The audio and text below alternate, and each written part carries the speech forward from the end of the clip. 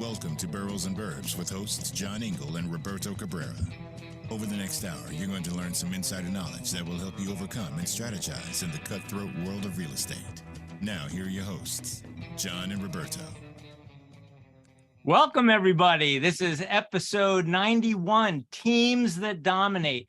We want to talk about teams, real estate teams, big ones, little ones, small ones, medium size. And we want to talk about Roberto Cabrera, who's still not on a team. He's the lone wolf. Say hello, Roberto. Hello, everybody from Upper West Side of Manhattan. West 75th. I'm concerned that we're not going to get a word in edgewise today. Just saying. I know. Well, we've got a lot of strong personalities. That's what it takes to run a team. I think you have to have a strong personality. You have to know what you want. I'm sitting here with my mother and teammate, Susan Engel. She's been doing this since 1983. Once upon a time, I said, hey, this looks easy. Can I join you? And the Engel team was born.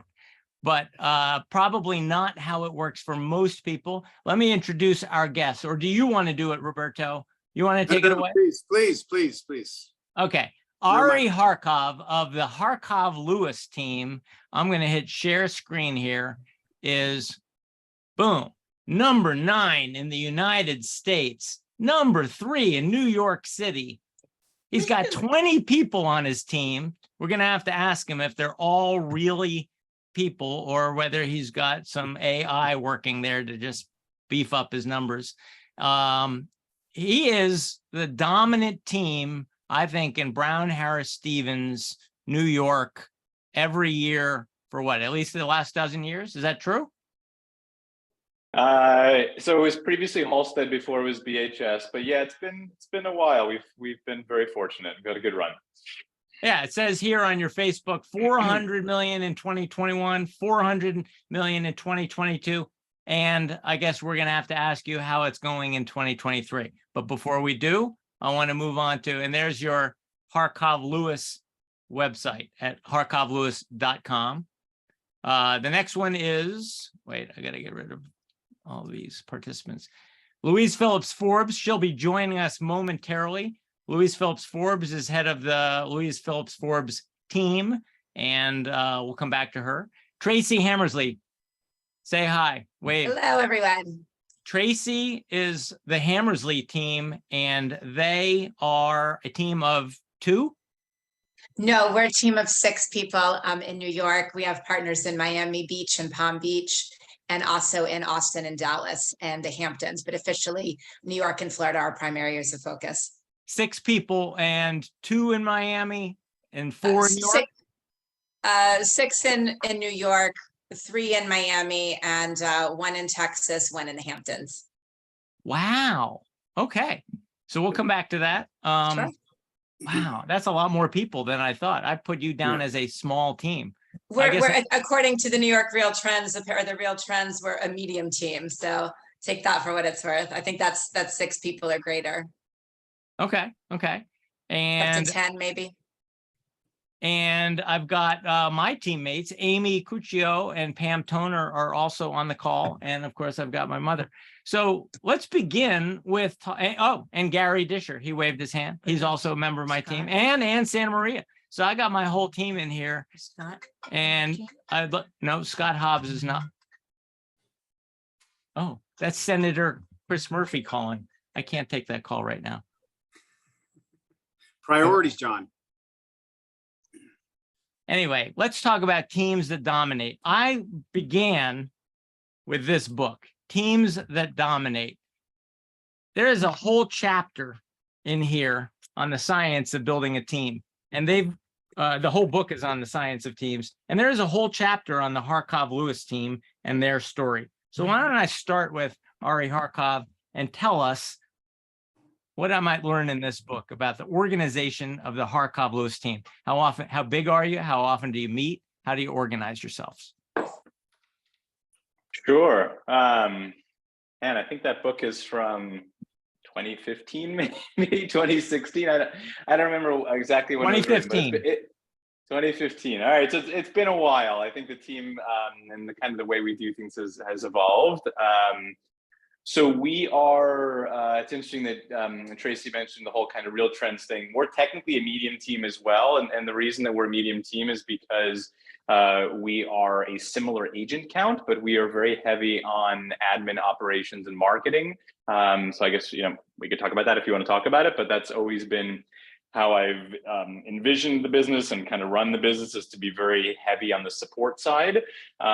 We also have a leasing arm to our business, which doesn't get counted in the real trends numbers since they don't count rentals. But it's become kind of a fairly significant part of the team. But the long and the short of it is, so we have 20 team members, including both producing agents and salaried staff. And as a team, we collectively meet once a week. We meet Monday mornings religiously every Monday. The meeting takes about 30 minutes. We go through kind of high level deals, business evolution, upcoming holidays, things that are happening kind of in the world. We have a team member who contributes every week and makes a contribution that could be anything from something historical about New York City to interesting events in the world to something about AI, or they think, blockchain, or something they think, they want to kind of contribute in their own personal expertise. And we keep it pretty tight and high level. And yeah, that's our 30 minutes, and we get it done quickly, try to be as efficient as possible. So that's the high level. I want to encourage everybody on this call to just jump in and ask your questions and comment. But so this does not have to be host directed, but because I already have 50 questions for Ari, but let me turn it over to Tracie. Is that about how you organize your team? A weekly meeting, you all come together and come up with your plan for the week? I mean, I have your same 50 questions for Ari, because I know that I can learn a lot from you, Ari. As I mentioned at the beginning offline, Ari is much better organized with things with his team than the Hamersley team. We are more of a loose association, a mutually beneficial association, as long as it remains such. We have had the core team together for over 10 years, and I've had my assistant, who is not one of our 6 agents in New York, with me for 12 and a half years, which has been a real blessing. But we meet kind of ad hoc, we do social things, we get together, but we're pretty much in constant contact on our group text. And so it's more of kind of, you need me for something, you reach out to me. I need you to help me with a listing or a client.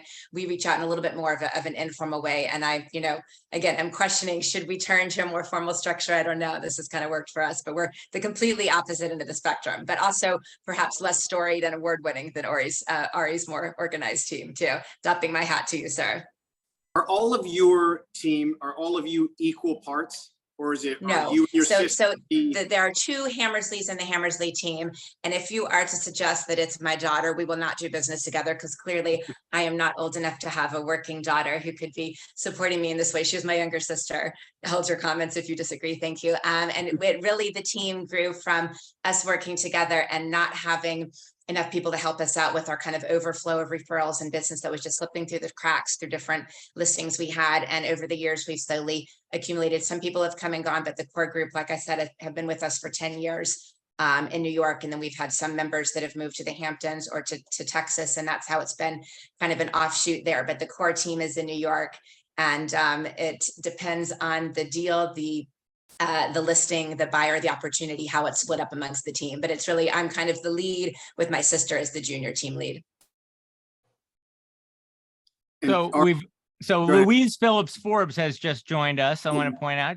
Hi, Louise. I don't know if she's ready to speak today, guys. So far we've heard from Ari about a team of 20 and a good deal of them, a great deal of the focus is on marketing and administrative and support. And then we've heard only briefly from Tracie about a team that I thought was 2 people, but turns out to be 9 people spread over. More informally, 6 formally in New York, and the rest are more kind of partners and allies, as it were, in the different states. And they're spread all over 3 states, or was it 4? Texas, New York, and Florida. Yeah. 3 states. Wow. And so that brings me to Louise Phillips Forbes. Now, Louise Phillips Forbes is, and has always been a team, but often we see you're the face of the team. People talk about Louise, you're on podcasts, you're on TV all the time. You're the face of the team. And yet, when I look behind the curtain, there's a whole lot of people doing a whole lot with you to make the magic happen. Amen. Can you talk to Amen. us a little bit about how your team is organized? Well, similarly to Tracie, and sorry for being late, I was on Southern time, but welcome to New York traffic. In case anybody's worried, people are back in the city. You know, my business, similarly to Tracie, morphed through not being able to service, and started that in the 90s. And I think that people didn't even have teams, but I really felt like, and anybody who knows me knows that I'm terribly dyslexic, and that it was very clear to me that it was really important to find individuals that complemented my weaknesses and also complemented. I'm a lot for a lot of people, so I'm not for everyone. And so today, So does every one of the important clients get you, or do you say, no, you know what, my personality doesn't match, I have somebody on my team for you? That's what happens for me. I'm too much for some clients, and my wife or my mother says, I've got this. And that's a signal to me to back off and let them handle it, that there's a better personal mix on my team than me in a lot of cases. I mean, listen, I think that part of what I always do is I try to offer, you know, I feel like more people, more service, more special expertise is better service. And so when I'm working with a buyer, and you have a development project that's $250 million and you have 15 exclusives, I'm only one person. So for me, it's always been organically partnering with a teammate so that we give them two pairs of eyes, two pairs of different experiences and different pieces of the puzzle that we have insight to that couple or individual. And so working with buyers, that's how it's morphed. It also works that way with our exclusives, where, you know, when you have 15 exclusives and you have even an operation team, you can't get offering plans, 3 years of financials, assessment history. So our sales, we divide and conquer. So somebody on my team becomes an expert at one building, and then the 7 other listings we get in that year, it's like, oh, let's update this, you know. So that is sort of how we try to divide that and manage that. Can I ask you something though? You run your team. Are all the deals Louise's deals, as opposed to, for example, maybe an Ari's team where he has brokers under his team? I'm imagining that they're kind of running their own business under his umbrella. Are all your deals yours? And don't want to speak for you, but I'm just assuming that in the size of historically, I would say it's 98.8% my businesses, my relationships. They're working on your deals. But I think what's also happening over the years of them becoming seasoned and or the new team that we have been putting together is that we're looking for that growth to not be up to me every single year. I mean, at the end of the day, if it's up to me to be able to feed 10 people, as opposed to everybody being a powerful spoke in a wheel where your machine is operating. And that's going to be through growth individually and as a team as a whole. Ari, do you have brokers that are kind of running their own businesses within your, under the umbrella of who you are? I mean, I think the answer is sort of. So I think there are kind of like 3 tiers of agents on teams. There are the agents who are really kind of in a more supporting servicing role. So they are helping the Louises and the Tracies of the world execute on their business, whether it is showing support, whether it is comps, or maybe stuff that is kind of a step above or more nuanced than what you typically get from an admin.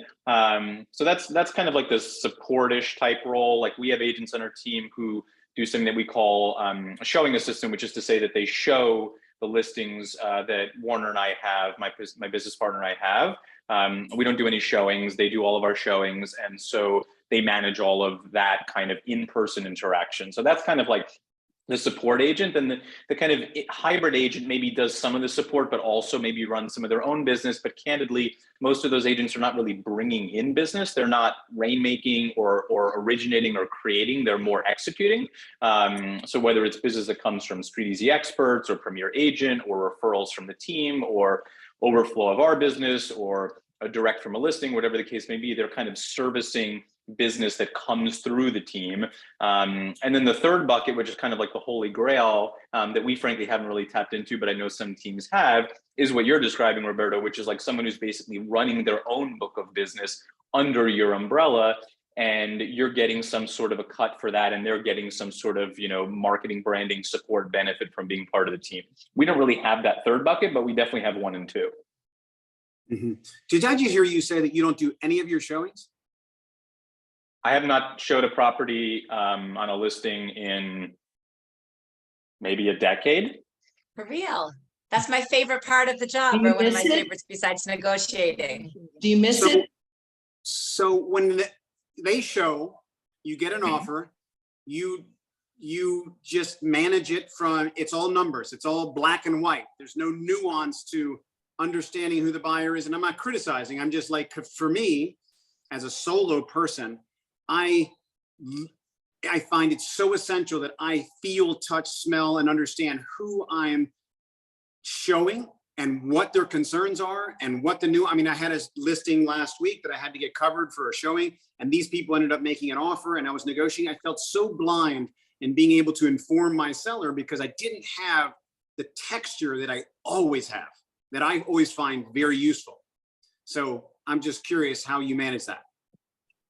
I don't think you're wrong, by the way. I think, so in kind of building and scaling the team, part of what we've done is make a conscious decision to let some things go for the greater good and kind of for the larger benefit. So being in every showing, meeting the buyers, meeting the brokers, you know, physically seeing the body language in the apartment, what have you, all has value. I don't disagree with that.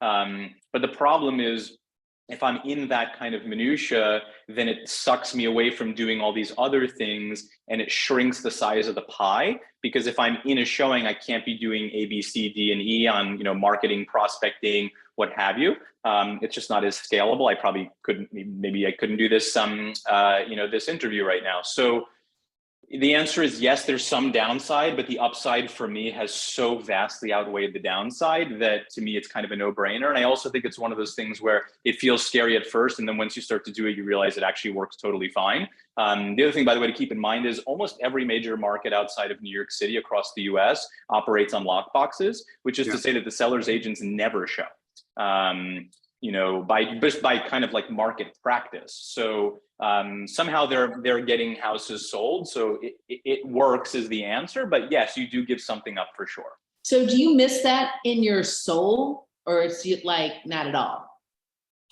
I actually am sort of a weirdo in the sense that I actually really like working with buyers. I think it's fun to work with buyers. I like seeing the world through their eyes. I think it makes me a better seller's agent. And I do still do some buy side work where I'm meeting the buyer at an apartment. Not a lot, but a little bit. And that kind of fulfills the soul kind of personal aspect for me. And you don't have any sellers, Ari, who are like, no, I need you and specifically you to handle this listing and do all showings? I would say it comes up like once every 3 years, maybe, very infrequently. Sure. And how do you handle that? Sometimes I lose the listing, if I'm being honest. Good for you. Good for you. Sometimes you lose the listing. Sometimes you convey to them the value add that you provide by having someone showing like you can follow up with prospects and negotiate and what have you. The data and information sharing that comes from having a larger team and having your fingers and tentacles in, kind of more of the market. Some people get that, some people don't. And so, I think one of the cool things about what we're talking about here is the fact that there's no right way to do this, right? Like we're all doing it in different ways and it's effective in different ways for different people. So yeah, I've had sellers who have said, that's great, Ari, I get it, but you're not for me. And that's okay. We're not going to be for everybody. And you don't pivot in that case. I don't pivot because if I do pivot, then it like kind of breaks the whole business model. And then it just sort of sucks me down a rabbit hole. And then it's sort of like, where do you draw the line? Like, well, seller A said to do it, but then should I do it for seller B? And then before you know it, I have 10 of them, and then the whole kind of model shifts. So no, I haven't pivoted. And honestly, it doesn't even come up once a year, really. It's very infrequent. $5 million townhouse, you're going to show it. Sorry? If I have a $25 million townhouse, you're going to show that, right? Candidly, I don't operate a lot at that price point. I said, Ari, I have a $25 million house. I want you to show it. You're going to break that business model for that, right? Not necessarily. You know what? I've had. I think he will.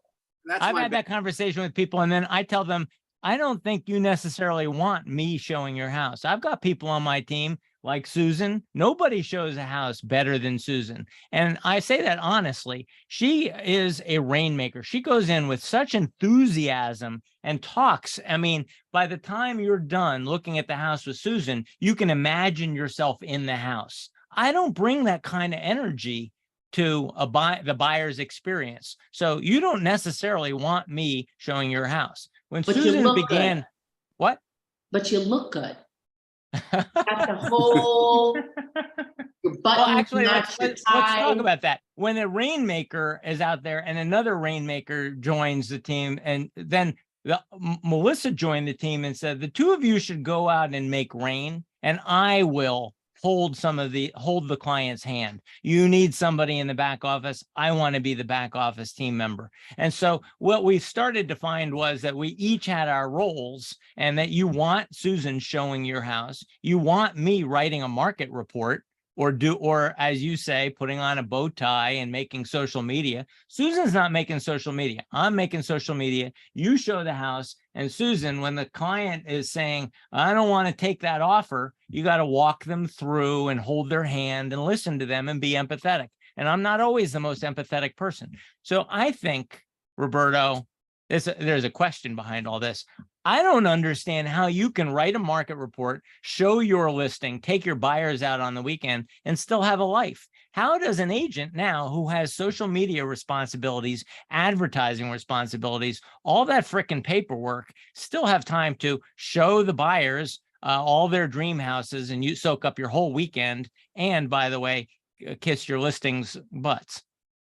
You see me running around the city? That's what I do all day long. No, but I need to change this. And this is one of the reasons why it's extremely important for me. And I want to kind of pivot to, like, if you were to start today, what would be the essential ingredients to creating a team? And would it be to start the team just as you as the point person, or would you find a partner that is equal to you? For example, like Ari, you're a partnership. Tracie, you're a partnership. Louise, you're different. You're the top. Although, if you remember, you and I had a conversation about this a decade ago. Yeah. And you're still by yourself. Well, you're still up there, because I'd be down here. No, but I if I was to do it all over again, listen, I'm just for myself speaking that I built my business one deal at a time, and it was hard work. And I am so grateful for the hard knocks that I had, because I know what it takes to build a business. I think today's agents, you have a lot of glorified stuff going on, and you have a really entrepreneurial spirit in the Generation Z and X that do everything completely different than old school. And I celebrate that. But, and Ryan Serhan and I, I've known him since he was modeling his hands. And, he's interested in volume, more, bigger. His schedule is managed every literally 5 to 15 in 10 minutes. That isn't soulfully fulfilling for me.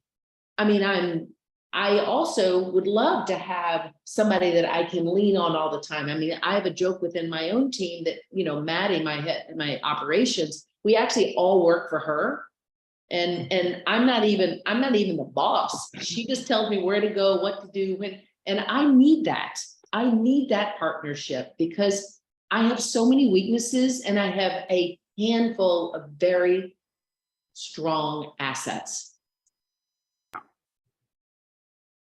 Are you saying that the two of you super agents had a conversation about merging? But it sounded like to me back in the It day. sounded that way. We And I talked think that about Louise it. was going through a transition and she was just like, hey, we should have a conversation. And we well, because spoke. that seems even harder than, I mean, it seems, Tracie, your team probably grew organically. Like it wasn't like two super agents coming together. Correct. Ari, though, might be a case study in two super agents coming together. I think I read that in the Teams Built to Dominate, that you had a big book of business and so did he. And I think Louis approached you and said, hey, let's put that peanut butter with that chocolate. You know, it's time. And you made it work. Whereas Louise and Roberto, I guess, didn't get to the next step. No, but I mean, listen, I think what's great is that if you know Ari and you know Warner, they are like the perfect yin and yang. They're like fit like a glove, because what Ari's strengths are different than Warner's, and I think that's really the synergy. Yeah, I mean, I've said this before. I don't mean to be a broken record, but you know, being in our business requires you to kind of wear like all these different hats. You have to be a marketing person, you have to be a salesperson, you have to be an operations person, you have to be a numbers person, you have to be a people person, you have to be entrepreneurial. You have to wear like all these different hats that frankly in most other careers you would not have to do, because they're much more kind of streamlined in the focus. And so I think the reality that we're all kind of dancing around is that no one can wear all of those hats really well. And whether you fulfill them by hiring people to work for you or having a partner to work with you or some sort of other structure, the benefit of the team is that the sum total of the parts is greater than those parts would be if they were on their own, if that makes sense. Another aspect that you don't seem to use anymore that I was confronted with years ago is, okay, Susan, you're going to join our firm, which a firm was usually a team in those days. And they said, do you want to be a buyer's agent or a seller's agent? Oh, wow. I said, you're going to make me choose? I mean, I've got somebody who wants me to find him a house, and I got somebody called me an hour ago that wants me to sell their house. I can do either one, and it's different, but I couldn't maybe even explain it then. But they actually made you divide the board, the little local board. Wow. Said, you better pick one or the other. You can't really honestly be both. So when you talk about, so what I find now with teams, also, I only worked in New Canaan. They say in New Canaan, there's 400 and some agents on the board, and there's more agents in New Canaan per population and properties than in any place in the entire country. And I thought, then they're not all working. They just want to either see the houses that are coming on the market. And I think that really is pretty much what it was. Let's all go out to the open houses and see what that one looks like. And I can't explain it, but they're not all, most of them don't sell anything ever. So really boils down to there's maybe 20 agents out of this 400 that do all the business. And some agencies, most of the places I worked for were just private. They were started up by a person like Mabel Lamb or the Brotherhood and Higley Boys. And Elise Harkov, what's the William Raven, Stephen. Yeah. You know, there was, and then when they got it all broke down. So I think so I like to handle both sides. I like, if someone says, come and find me a house, I find out what are you looking for, and I pursue it from their point of view. But if somebody wants to sell a house. So Ari talked a little bit about showing agents as a specialty. So how about, what are your thoughts? Are we still breaking it down into buyer versus seller agents? I don't think in today's world that happens as much anymore. I think it's more kind of like, what's your role on the team? You know, what do you do? What's your expertise? I'm personally of the belief that being a strong buyer's agent makes you a better seller's agent, and being a better seller's agent makes you a better buyer's agent, and that the two very much go hand in hand. And it's hard for me to inform a seller about, you know, how a buyer looks at the world if I can't see the world through a buyer's eyes, and vice versa. All right, how about the instance where you have, I didn't have a lot of this in my day, but 20 offers come in on the weekend on this property that you just showed. That's where a team, I think, comes in handy, where you can say, in my day, all the offers were in my office. So I was already competing with the people that I shared an office with.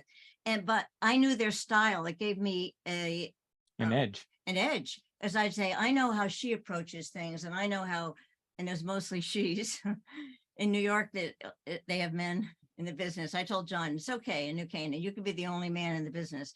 But I was working, I mean, it wasn't easy to say, I would call an agent in another office and say, I'm really up against it. I've got 4 people in my office competing on this property. You know the property, you don't have anybody in it, and you're smart. I've negotiated against you on so many deals. What could I do? What could I do that would make me surface to the top? Oh, I got a good idea. And they give me, I'll tell you about the time I did this or I did that. And so I think it's true. I think I miss that. In the old days, in the small firm, we would all discuss. And when that went away, we had to form a team in order to replicate that conversation, that weekly conversation, that daily water cooler conversation about what's going on in the market. And so I'm wondering, and especially with COVID, how after COVID, Roberto, do you get to interact with agents about what's going on in the market, taking the temperature of the market? We used to all come together in the office to do that, or meet at the broker open houses in order to do that. And a lot of us are now relying on our team structure, maybe not Ari, because his meetings are only half an hour, and then everybody Doesn't get anything done. They're out closing deals after that. I do want to touch that before we close, because everybody on my team is like, what, 15 minutes sales team? Maddie's looking at me like. Are yours a little bit longer than that, Louise? Dude, I have like a pipeline, you know, that is 8 pages long, and it's got 15 balls in the air. And they have more than that, because there are 12 of them or whatever they are. And so I'd like to understand that. So you give people the floor for like 12 seconds to regurgitate what's happening. How does that work, Ari? So the answer is, our team meeting is not a meeting that's meant to go through deal by deal, client by client, just to be clear. So, I mean, if we did that, you know, it would take like half a day or something. I mean, it would be crazy. Oh, sorry, my phone's just ringing here. It's Senator I started actually as kind of a side business. I started a coaching practice this spring, coaching like real estate agents on teams, running teams on their own, what have you, because it's just something I really enjoy doing. And I was having a call with one of my kind of early converts actually yesterday, and we were talking about this, and I was saying that if he's sitting there going through every deal with his operations manager from kind of like, you know, the nuts and bolts, who, by the way, he's had at his side for many years, he either has the wrong person in the seat, doesn't have the right systems, is micromanaging the shit out of things, excuse my French, and is not letting go of control, or some combination thereof. But basically, you have to kind of like set up the right system, set up the right structure, have the right people in the right seats, and let them do their thing. I don't have the interest, desire, or bandwidth to kind of go through every deal with every agent or every operations person. So the meeting is more kind of like a general meeting, like what's happening in the market, what's the data, what was our deal flow last week, how many units did we sell, rent, go to contract, what's happening in the city, what are we seeing in the market, and, you know, by the way, we're having lunch today at 1 o'clock. We're done. Like that's basically it. So Don't for any me, of your teammates want to say, well, wait a minute, I'm having difficulty with this. I'm in a competitive situation with that. What do you think I should do about this? I mean, this is where we give each other advice in the weekly team meeting. Doesn't sound like there's a lot of that going on. So when I started the team early on, we used to do what I called huddles, which were basically like one-on-one, 5 to 15 minutes, kind of hanging out behind your computer screen, going through your deal flow.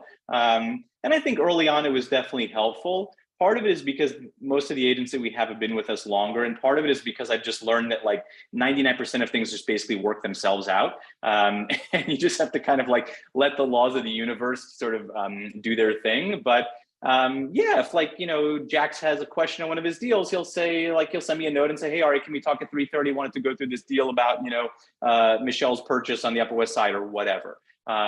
But I try to limit the communication to those kind of critical moments when we really need it, and cut out as much of the fluff as possible, because I feel like 99% of those conversations I used to have were just telling them something they already knew. And once I sort of let them go, they found the confidence to do it themselves. That's Okay. really valuable. So John, you were asking about how we gather information on a team like Ari. You have a whole bunch of brokers coming together talking about what they're seeing. For me, I tend to go to brokers' open houses. I tend to go see a lot of property and run into brokers and talk about deals. And I'm killing two birds with one stone. I'm seeing property, and at the same time, I'm interacting with all of my colleagues. That's how I tend to learn, because the offices are really quiet right now. Do they share? They're not on your team, Roberto. Do they They share at the No, broker they open house? absolutely share. Yeah, I mean, every All time the I good do ones an- share. We know we're all in it together. So, Yeah. you're helping me. I'm going to help you.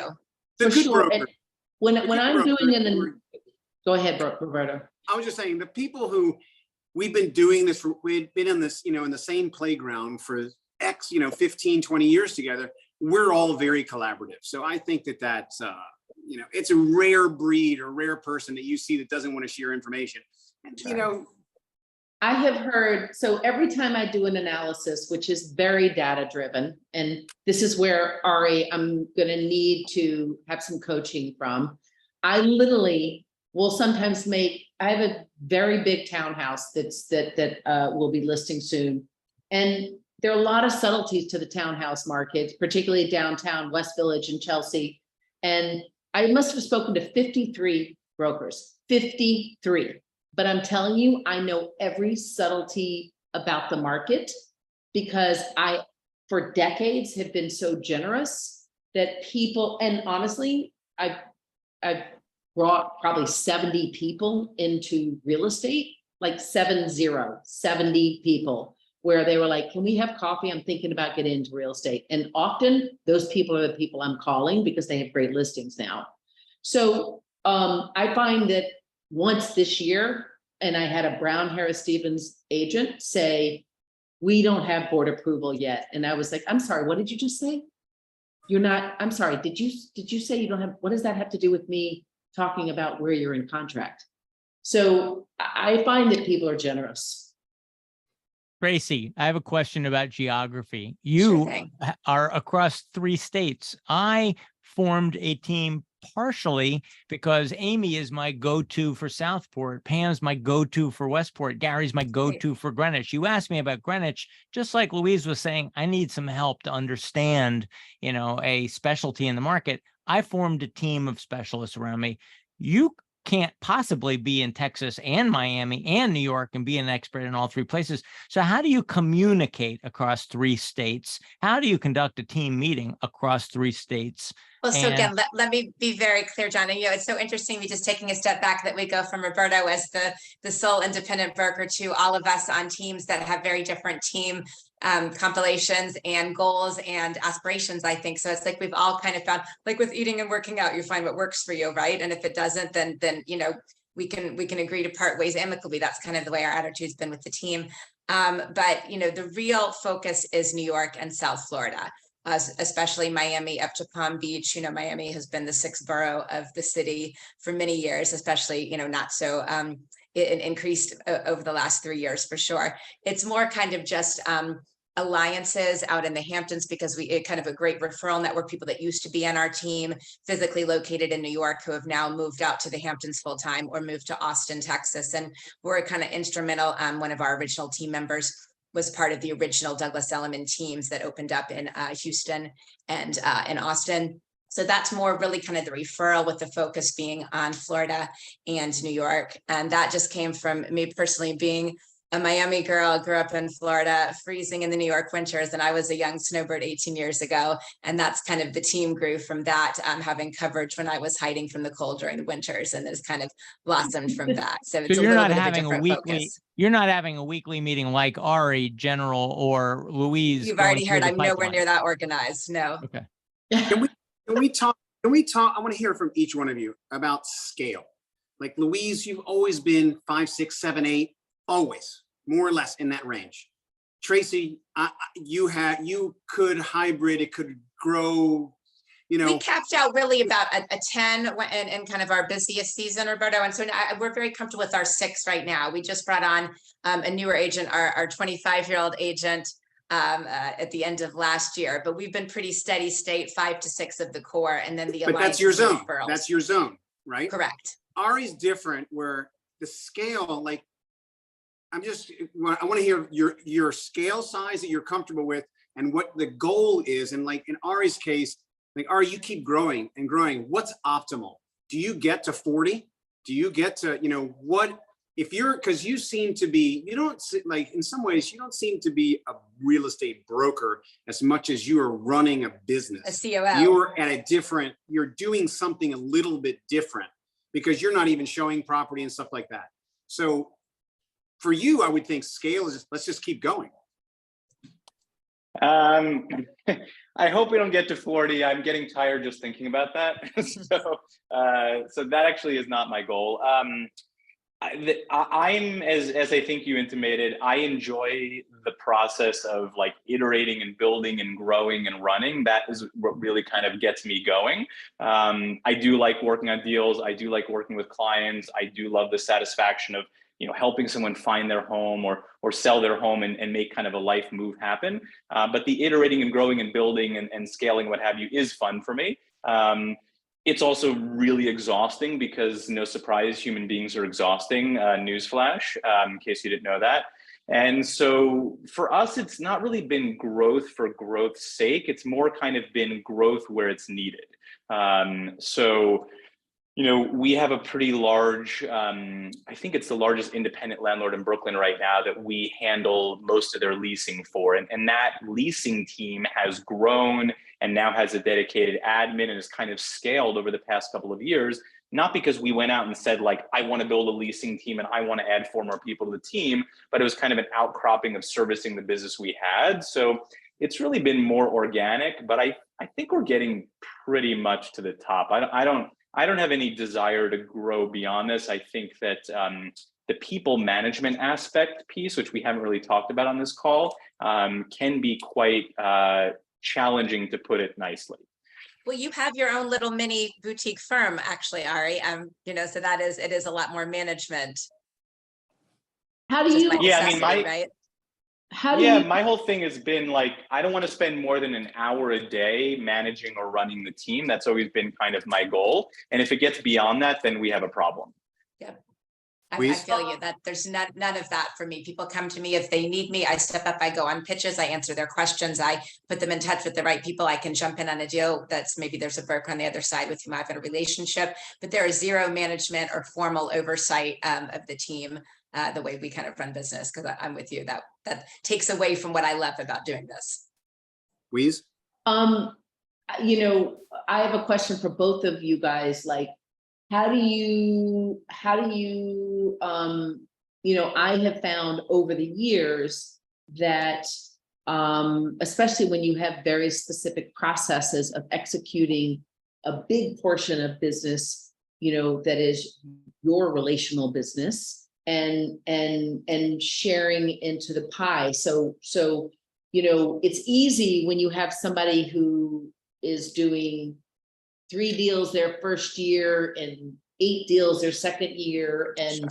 And then you have the tier of supporting and service and the showing assistant. Like, Ari, how does a person move up within your firm? Is that or your team within their own successes?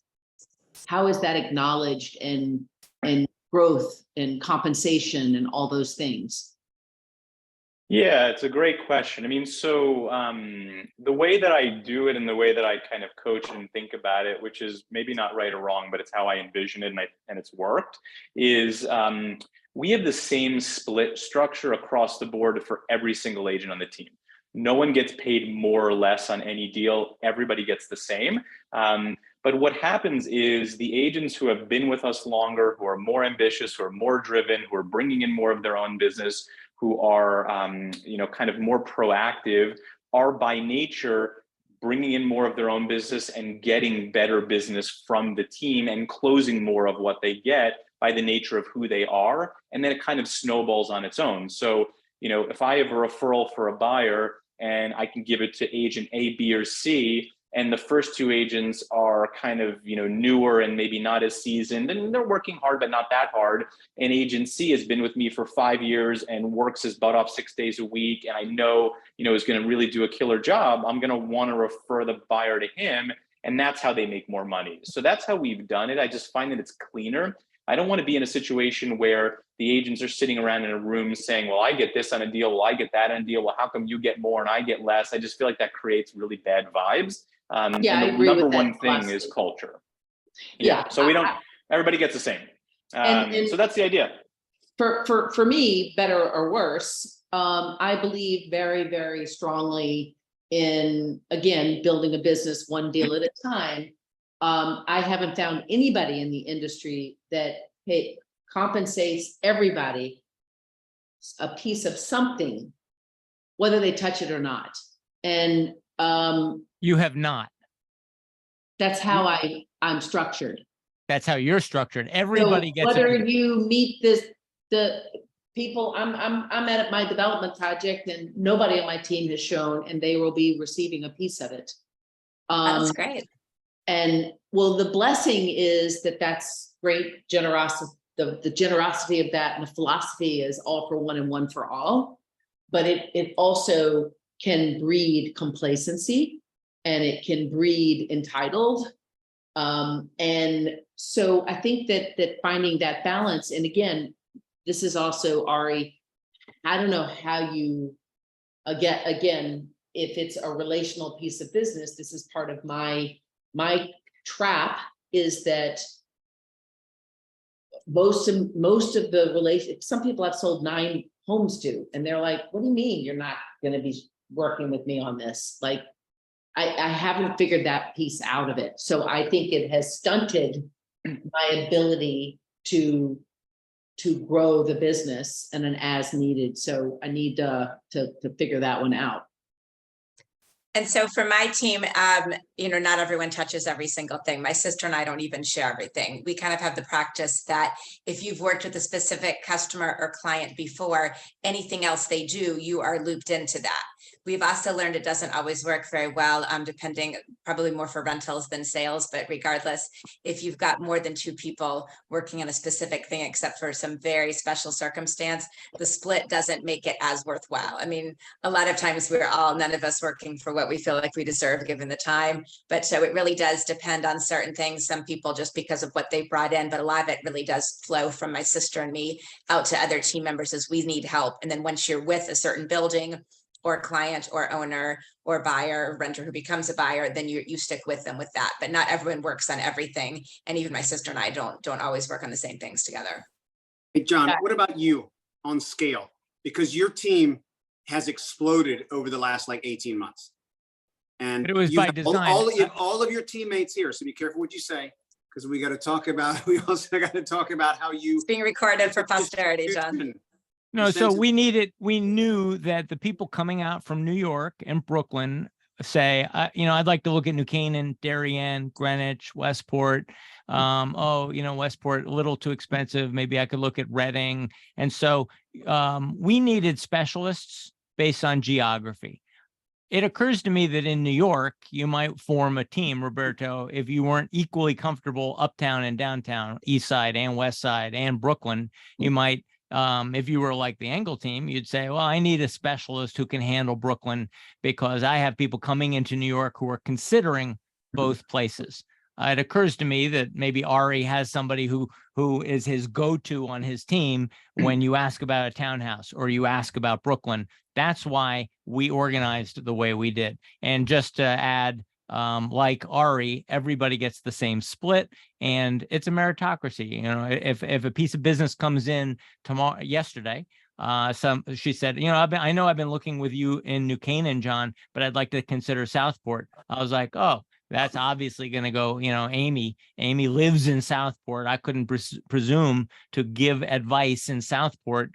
I'm so glad I have teammate Amy, you know, who lives in Southport. So And then you we and did Amy it for would geography. split whatever And then would commission for you that, share, John? yeah, would Yeah. you share the original person that spent 8 months looking in Darien? Yeah, so I would go to Amy and I would say, would you like to split this? And we would come up with something, you know, that's fair. And so we did that. I got somebody who said, I want to list my house in Norwalk. And I went to Amy and I said, would you like a piece of this? You know, and she has to make a decision on each one of these. Is it worth it for a third of a commission or a fifth of a commission or a half of a commission, you know, to take on an assignment? But every team member can ask every other team member for help and offer them a piece of the commission. That's great. If you guys ever heard, I think it's Massey Knackle or Jed Garfield or one of those who have, the way they hire is they hire for like a region, like Upper West 70s and 80s. These are the two people that are dedicated to that. You know that inside and out. Anything comes in, it's yours, but you are to farm that area. Someone farms, you know, East Village, and it's like, that's the way they function their entire business. Granted, that's a company, but do you think that could work? I think that's difficult because you have so many personal relationships with people who live across the park. They live, you know, everywhere. Would any of you consider such a thing or think that that would work? That has been done by a bunch of commercial firms, by the way, Roberto. Massey started it. I think JLL does it. I believe Avison Young does it. I don't know if Marcus and Millichap is doing it right now, but a bunch of the commercial firms operate that way. I think it's different because you're dealing with B2B, and you're also dealing traditionally. So Massey's model, by the way, you know, they sold to Cushman years ago, but their model was 100% seller representation. They would never represent a buyer. So the model was different both because it was B2B and because it was only sell side. I feel like in our world, it becomes more personal and it becomes a lot messier. But I do think that there is geographic expertise, knowledge, focus, data that comes from kind of general classification. Maybe like your Brooklyn expert can still sell downtown, but they're more likely to bring more value in Brooklyn, as an example, or someone who knows Williamsburg may not know Park Slope. Yeah. We've got 2 minutes to go. I want to make a commercial announcement. I want to thank my sponsor, our sponsor over at Grace Farms. Go to gracefarms.org, learn about Grace Farms, and you can buy their sips and drips. gracefarms.org. You can get their sips and drips, coffee and tea, and give it as a closing gift. With that, we have 2 minutes left. What are your closing thoughts on team? I'm bullish about a team. I can't imagine doing it any other way. I can't imagine handling both sides of the business and the marketing and the paperwork. So glad I'm on a team. Agree. I love to travel, and it's really nice knowing when I go, of course, you know, in our business, I can still be reached anywhere I go. Global data plan, I'm still doing the work, but for the actual showings, it's fantastic to have a team. So I'm not tied to a particular region, not just between New York and South Florida. And I'm also very grateful. You know, they say the best teams are formed by blood or by marriage. And so John, with you and Susan, that's certainly been the case. With my sister and me, that's been the case. Ari, I don't know if you have anyone, or Louise, if you have anyone on your teams in either capacity. Does your husband work with you now? My husband? No, he would not be married. He would hate. I'm married to the quintessential entrepreneur who operates from up here, and I am always in the weeds. Gotcha. Roberto, are you convinced? I think I need to find the right partner, which is the difficulty, and have an admin. I think that's my start right there. And why? So you can take a better lifestyle, or make more money, work harder? I think it's about having a collaborative face. having two people work side by side, running their own businesses, because I would not partner with someone who doesn't know what they're doing. It has to be someone with experience, so that we have a collaborative face, and it creates strength. Yet, if when you have to, you need things covered, you can cover one another, and you create a relationship that way. But and you have an admin that can manage everything for you. Closing thoughts. We got a couple seconds left. Number one hire by far, Roberto, just get an admin. Even if you don't find a partner, Absolutely. get an admin. It will change your life. Preach, agree wholeheartedly. My admin is a gift from God, and she has no interest or aspirations to be an agent, which is what's happened to a lot of my friends. Get one who has no interest in seeing what you're doing, and then after you've spent the time investing and training him or her, then leaves you. Is that actually a personal admin or a admin just related to business? All of the above. She's a true executive assistant. She helps me with board packages, with anything in the office, but also books my travel, restaurants, etc. So she's amazing. Love it. Very grateful. But an integral part of our team. Absolutely. So she's not part of the 6 agents, John. Thank you, Tracie. Thank you, Ari. Thank you, Louise. Thank Agreed. you, Roberto.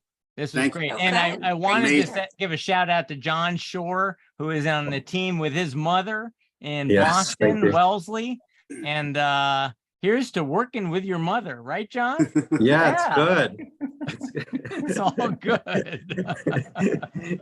Usually, yes. Bye, everybody. Thank you so Bye-bye. much. Thanks, guys. Next, This is great. Thank you so much. Take care, next guys. week Have a we're good one. doing Florida. Hope to see you there, Tracie. Anytime. Uninsurable Florida. You're always welcome, John. All right. Thank you guys so much. Okay, Bye, great guys. job today, guys. Have a great weekend. We'll see you next week. Thank you. True. All right. Show's over. Thanks. And I hope to see you all next Thursday. Bye.